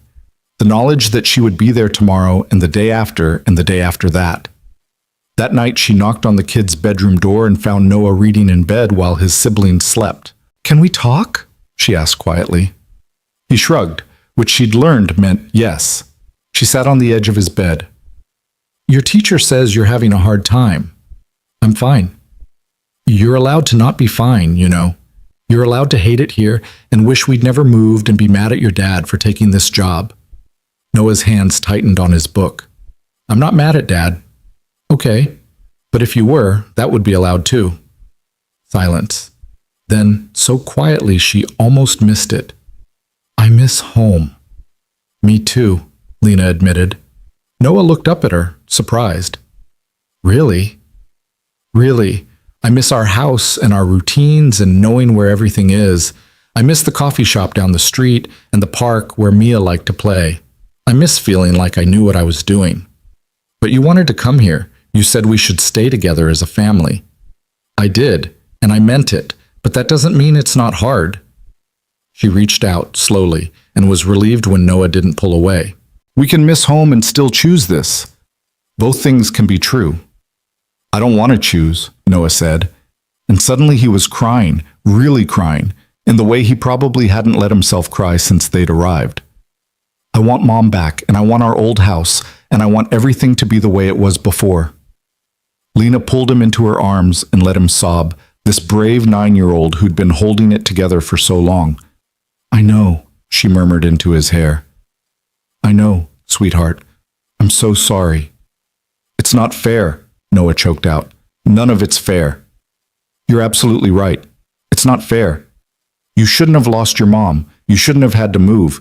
You should get to be a kid who doesn't worry about whether the people he loves are going to disappear. Are you going to disappear? The question hit her like a punch. No, I promise you, Noah, I'm not going anywhere. You can't promise that. Mom promised she'd be back and she wasn't. He was right. She couldn't promise immunity from accidents or illness or the 1,000 random tragedies that could tear families apart. You're right, she said. I can't promise nothing will ever happen to me. But I can promise that I will never choose to leave you. I will never walk away from you or your dad or Mia or Evan. I'm here because I want to be, and that's not going to change. Noah pulled back to look at her, his face blotchy and wet. Even though we're not yours? Even though you didn't choose to have us? I did choose you, Lena said firmly. Maybe not the traditional way, but I chose to be here. I chose to get on that plane. I chose to be your... She paused, the word catching in her throat. Our what? Noah pressed. Your mom, Lena said, and the word didn't feel too big anymore. It felt exactly right. If you'll let me. Noah stared at her for a long moment. Then he launched himself back into her arms and held on tight. Okay, he whispered. Okay. They stayed like that until Lena felt him start to relax, the tension finally draining from his small body. When she tucked him back in, he was already half asleep. Lena? He murmured as she reached the door. Yeah, bud? I'm glad you're here. She had to wait until she was back in her own room to let herself cry. Daniel came home 3 days later to find the apartment transformed. Lena had rearranged the furniture to create separate spaces for each child. She'd hung curtains to give them privacy. She'd set up a homework station and a reading corner and had somehow made the generic corporate housing feel like a home. How did you... He started, but she cut him off with a kiss. Later. Right now, I need to tell you something. They sat on the couch, and Lena recounted the conversation with Noah, with Mrs. Patterson, with her own realization about what these children needed. I'm their mother, she said simply. Not biologically, not legally yet, but in every way that matters. And I need to commit to that fully, which means I'm not taking a teaching job this semester. Maybe not next semester either. The kids need stability more than we need my income. Lena, I can't ask you to sacrifice your career. See, you're not asking. I'm choosing. She took his hands. I spent years trying to become a mother through fertility treatments and biological means, thinking that was the only way it could happen. And the universe had other plans. It brought me to you and Noah and Mia and Evan and gave me motherhood in a completely different package. I'm not going to waste that by being physically present but emotionally absent because I'm juggling too much. Are you sure? Daniel asked, and she could see the relief and guilt warring in his expression. I've never been more sure of anything. She paused. But I need something from you. Anything. I need you to trust me with them. Really trust me. I need you to introduce me as their mother, not your partner or their caregiver. I need you to support me when I make parenting decisions, even if they're different from what you would choose. I need you to let me be their parent, not just their babysitter. Daniel's eyes were suspiciously bright. Done. All of it. You're their mother, Lena. You have been since the day you chose to stay. Then I need one more thing. Name it. Marry me. Daniel's mouth fell open. What? You said someday you'd ask me to marry you. Well, someday is now, except I'm asking you. Lena's hands were shaking, but her voice was steady. I don't want to wait anymore. I don't want to keep questioning whether this is real or whether I deserve it. I want to be your wife and their mother, legally and officially and completely. So marry me, Daniel Brooks. For a moment, he just stared at her. Then he laughed, a sound of pure joy, and pulled her into his arms. Yes, absolutely yes. Tomorrow if you want. Let's give it at least a few weeks, Lena said, laughing too. But soon, really soon. They told the children that weekend over breakfast, and the reactions were exactly what Lena had hoped for.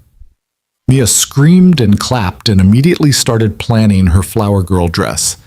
Evan asked if there would be cake, and when assured there would be, declared it the best news ever. Noah smiled, actually smiled, wide and genuine, and said quietly, Good. You should be official. They got married 6 weeks later in a small ceremony at a park in Arlington. Daniel's parents flew in, along with his sister. Lena's sister Amy came from Seattle, bringing their parents from Florida. The children were there, dressed up and excited, and a handful of Daniel's colleagues who'd become friends. Rebecca Chen came too, bearing good news. Marcus signed the final agreement, she told Lena before the ceremony. Complete termination of all claims. You're free. Free. The word had never sounded so beautiful. The ceremony itself was simple. No elaborate decorations, no expensive venue. Just a judge, some folding chairs, and the people they loved. But when Lena walked down the makeshift aisle with Noah, Mia, and Evan at her side, because they'd insisted on walking with her, not just watching, she felt more complete than she'd ever felt in the expensive church where she'd married Marcus. Daniel's vows made her cry. Her vows made him cry. The children cheered, and when the judge pronounced them married, all 5 of them came together in a group hug that was chaotic and perfect and exactly what a family should be. At the reception afterward, just cake and punch in the park pavilion, Amy pulled Lena aside. "You look happy," she said. "Like, really happy, not pretending happy." "I am," Lena said, watching Daniel chase Evan around the pavilion while Noah and Mia argued over who got the biggest piece of cake. "I really, really am." "I'm glad. You deserve this." Amy paused. "I'm sorry I doubted it at first. Doubted him." "You were protecting me, I get it." "Well, you don't need protecting anymore. You've got this whole fierce thing going on now. It's impressive." Lena laughed. "Fierce? Me?" "Yes, you. The woman who stood up to her abusive ex, who moved across the country for love, who just married a man with 3 kids and took on instant motherhood without blinking. That's fierce, Lena. That's brave." Maybe Amy was right. Maybe she was brave. Or maybe she'd just finally found something worth being brave for. The months that followed weren't perfect. Daniel's contract was extended. The 4 months became 6, became 8. The kids had rough days where they missed their old school and old friends. There were moments when Lena felt overwhelmed and underqualified and terrified she was screwing everything up. But there were also perfect moments. Noah making the honor roll and running to show Lena first. Mia's first loose tooth and the elaborate fairy door they built together for the tooth fairy to use. Evan finally learning to tie his shoes and the proud demonstration he performed for everyone at dinner. Daniel coming home early one Friday and sweeping Lena into a dance in the kitchen while the kids laughed. The 5 of them curled on the couch for movie night, arguing over what to watch and whose turn it was to pick. Bedtime stories that ran long because there were always more questions. Saturday morning pancakes that were definitely burnt, but everyone ate anyway. The slow, steady building of trust and love and family. One evening, about 7 months after the move, Lena was helping Noah with a school project about family trees. He'd been working on it for days, carefully mapping out branches and adding names. "Who do I put here?" he asked, pointing to a spot on the tree. "For you?" Lena looked at the chart. He'd put Daniel and Sarah as his parents, which was absolutely right. But now he was creating a separate branch, and he wanted to know where she fit. "What feels right to you?" she asked. Noah thought about it. "I could put stepmother, but that feels wrong. You're not like the evil stepmothers in stories." "I should hope not." "Or I could put bonus mom. That's what my friend Jake calls his dad's wife. That works." "But it's not quite right either." Noah chewed his pencil, thinking hard. "You're just mom. That's what I call you now. That's what Mia and Evan call you. So maybe I should just put mom?" Lena's vision blurred with tears. "Noah, but I don't want to erase my first mom. She was important." "She was incredibly important," Lena agreed. "And she'll always be your mother, but you're allowed to have 2. You're allowed to have Sarah, who you loved and lost, and me, who's here now. Both can be true." Noah looked at his family tree, then carefully wrote in 2 branches. On one he wrote Sarah, mom, deceased. On the other, he wrote simply, Lena, mom. "There," he said, satisfied. "That's my family."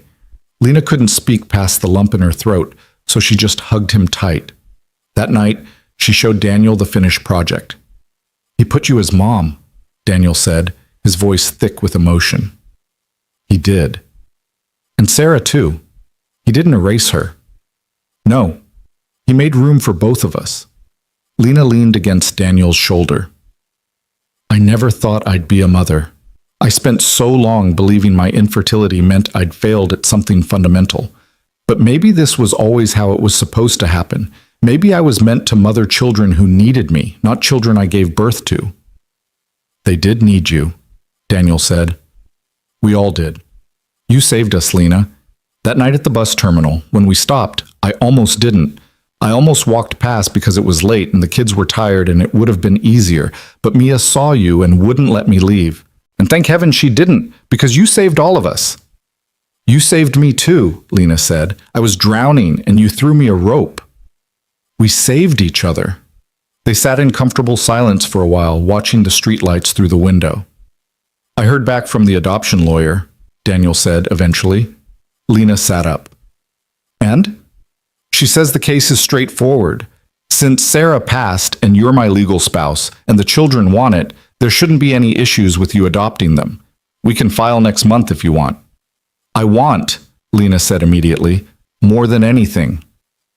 The adoption process took 4 months of paperwork and home visits and interviews. But finally, on a cold February morning, almost exactly 1 year after Lena had first met the Brooks family, they stood in family court and made it official. The judge was a woman who reminded Lena of her grandmother, warm and practical. "Do you understand," she asked Lena, "that by adopting these children, you're taking on all the legal rights and responsibilities of parenthood? That you'll be their mother in every legal sense?" "I do," Lena said. "And Noah, Mia, Evan, do you want Lena to be your legal mother?" "Yes," Mia shouted, causing several people in the courtroom to laugh. "Yes," Noah said clearly. "Yes, and can we have cake after, like, at the wedding?" Evan asked. More laughter. The judge smiled. "I see no reason to deny this petition. Lena Moore Brooks, you are hereby granted full adoption rights and parental authority over Noah, Mia, and Evan Brooks. Congratulations to your family." The gavel came down, and suddenly Lena was a mother. Not in the way she'd planned, not in the way she'd once thought was the only way it could happen, but completely, legally, officially a mother. The children dogpiled her immediately, and in the chaos of hugs and happy tears, Lena heard Daniel say, "I love you."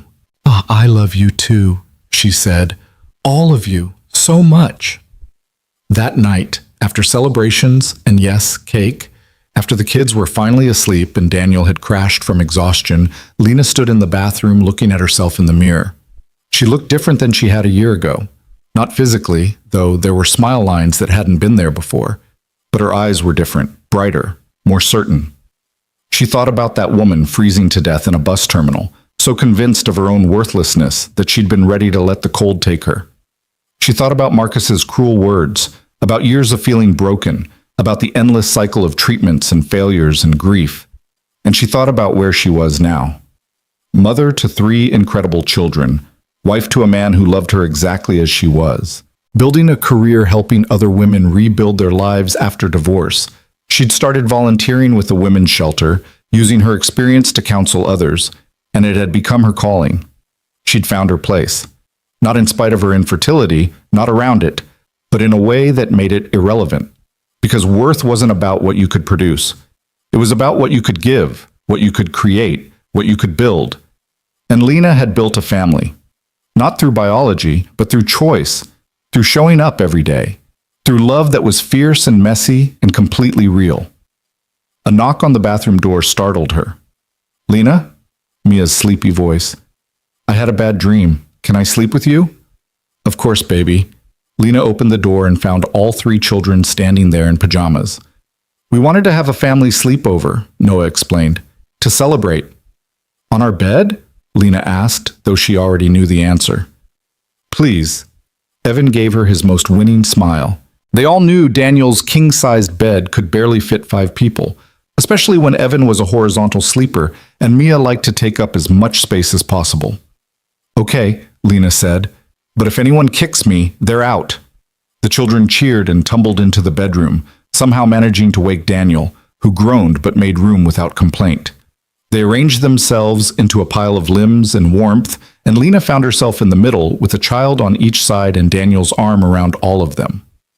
"This is ridiculous," Daniel murmured, but he was smiling. "This is perfect," Mia corrected.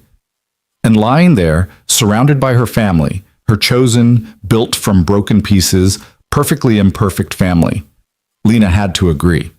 This was perfect. She'd spent so long thinking she needed to be fixed, needed to be made whole through biology and babies and the traditional path to motherhood. But she'd been whole all along. She just needed to find the people who could see it.